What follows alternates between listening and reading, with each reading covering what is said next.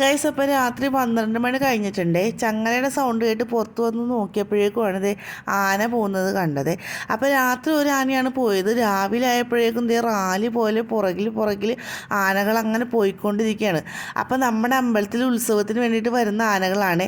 അടുത്ത് പോയി വീഡിയോയും ഫോട്ടോസും എടുക്കാനുള്ള ധൈര്യമൊന്നും എനിക്കില്ല കേട്ടോ. ഇത് തന്നെ കൈ വിറക്കല്ലേ എന്ന് പ്രാർത്ഥിച്ചുകൊണ്ടാണ് ഞാൻ വീഡിയോ എടുക്കുന്നത്. അപ്പോൾ നമ്മുടെ സേഫ്റ്റി എപ്പോഴും നോക്കിയിട്ട് വേണം നമ്മൾ ആനയുടെ പുറകെ പോയി വീഡിയോയും ഫോട്ടോസൊക്കെ എടുക്കാനായിട്ട്. പ്രത്യേകിച്ച് ഉത്സവത്തിന് വരുന്ന ആനകളുടെ സ്വഭാവം എപ്പോൾ മാറുമെന്ന് നമുക്ക് പറയാനേ പറ്റില്ല. ഇവിടെ രണ്ടുപേർക്ക് ആനേനെ കാണണം, അമ്പലത്തിൽ പോകണമെന്ന് പറഞ്ഞിട്ടാണ് നമ്മളൊരു ഉച്ചയ്ക്ക് ആയപ്പോൾ അമ്പലത്തിലേക്ക് വന്നത്.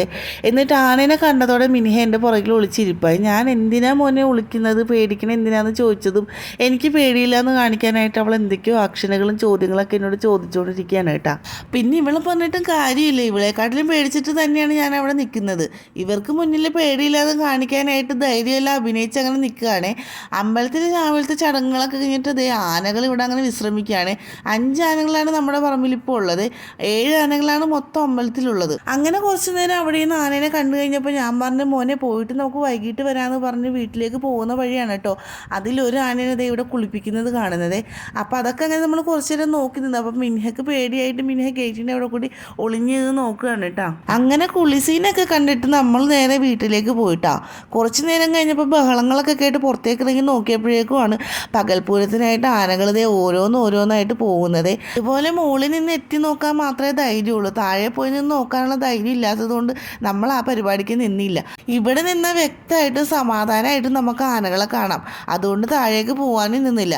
അങ്ങനെ നമ്മൾ ആനകൾ പോയി കഴിഞ്ഞ് കുറച്ച് ഇടം കഴിഞ്ഞപ്പോഴേക്കും നേരെ അമ്പലത്തിലേക്ക് പോയിട്ടാ. അമ്പലത്തിൽ ചെന്നപ്പോഴാണെങ്കിൽ ആരും ഉണ്ടായിരുന്നില്ല. ആനകളുടെ പുറകെ എല്ലാവരും പകൽപൂരത്തിനായിട്ട് പോയിരിക്കുകയാണ്.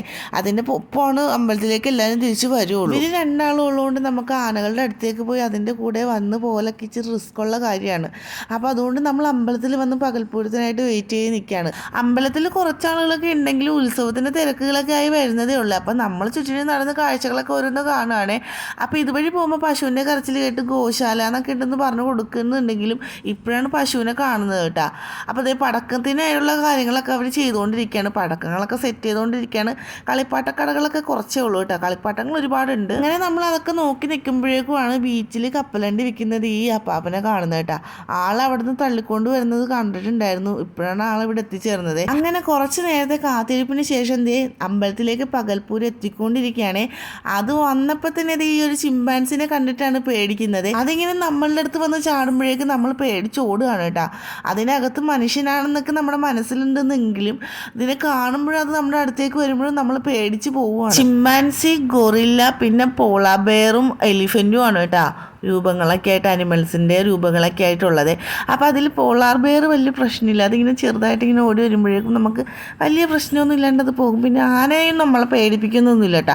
പക്ഷേ ഈ ഒരു ചിമ്പാൻസിയും ഗൊറില്ലയാണ് നമ്മൾ വന്ന് പേടിപ്പിക്കുന്നത്. പിന്നെ അതുപോലെ കലാരൂപങ്ങളും ചെണ്ടമേളങ്ങളും ആനകളൊക്കെ ആയിട്ടാണ് കേട്ടോ പകൽപൂരം അമ്പലത്തിലേക്ക് എത്തുന്നത്. അതുവരെ ആന വരും എന്നുള്ള പേടിയിലാണ് നിന്നിരുന്നതെങ്കിലും ഈ ജീവികളെ കണ്ടതോടെ നമ്മുടെ ആനയെന്നുള്ള ഒരു പേടി മാറി. ഇപ്പോൾ ഈ ഗൊറില്ല വന്ന് നമ്മളെ പേടിപ്പിക്കുമെന്നുള്ള ചിന്തയിലായിട്ടാണ്. അങ്ങനെ നമ്മുടെ പകൽപൂരം അകത്തേക്ക് എത്തിയെന്നുണ്ടെങ്കിലുണ്ടല്ല ഈ ഒരു ജീവികളിൽ നിന്ന് ഒളിഞ്ഞു മാറി നിൽക്കുകയാണ്.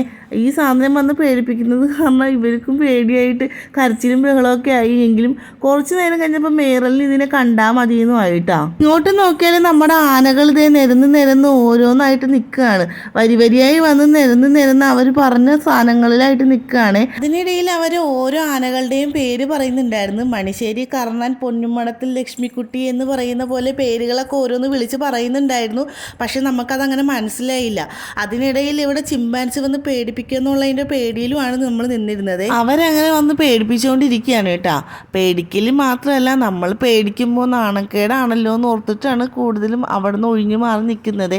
അപ്പോൾ ഭഗവതിയുടെ തിടമ്പേറ്റ് നമ്മുടെ 7ാമത്തെ ആനതേ അമ്പലത്തിൽ നിന്ന് പുറത്തേക്ക് ഇറങ്ങുകയാണ്. കാര്യം നമുക്ക് ഇതെല്ലാം കാണുമ്പോഴേക്കും ഭക്തി മാത്രമല്ല അല്ലേ, സന്തോഷവും ആവേശവും എല്ലാം കൂടി കൂടിയിട്ടാണ്.